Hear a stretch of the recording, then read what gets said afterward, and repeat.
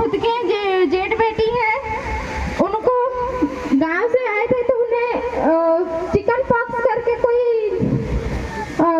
बीमार मतलब लक्षण निकले हुए थे, वो हुआ था। तो पूरे शरीरों में इतने फोड़े हुए थे कि एक शरीर और एक भी अंग ऐसा खाली नहीं था कि बेचारी बैठ भी नहीं सकती थी, ना खाना भी नहीं खा पाती थी।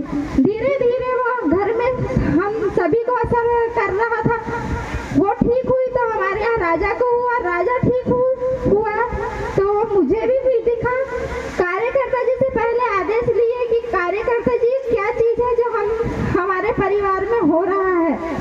कार्यकर्ता जी ने आदेश लगाया कि दिन में 3 बार तीर्थ बनाकर शरीर में पोछे और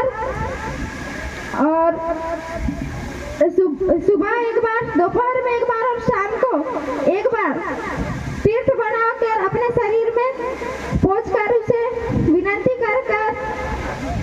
विनती करने के बाद शरीर में पोंछे उसको। तो वैसे ही करते गई और दवा का भी उपचार किया गया।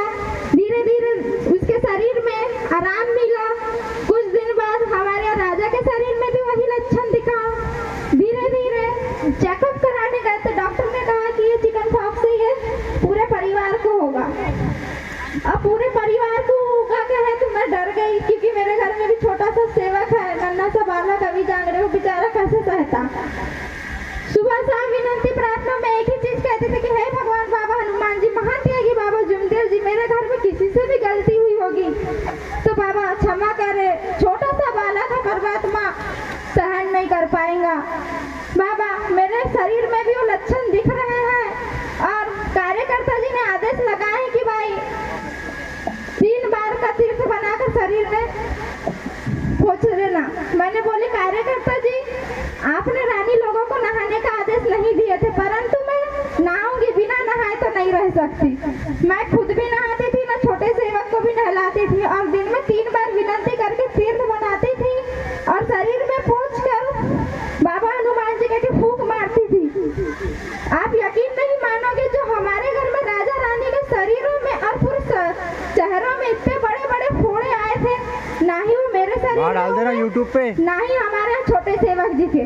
सोचो कितना बड़ा अनुभव मिला मुझे कि ये बस अंदर ही रहे, 2-4 रहे, ज्यादा नहीं रहे, पीठ में रहे और हाथ पैर में बस दिखा, उससे ज्यादा वो बिल्कुल नहीं हुआ।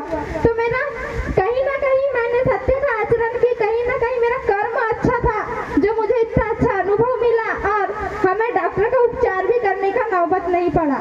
तो हमें सत्य का मार्ग है, सत्य के साथ चलना चाहिए और सत्य का आचरण करना चाहिए। यही मेरा अनुभव था जी। नमस्कार।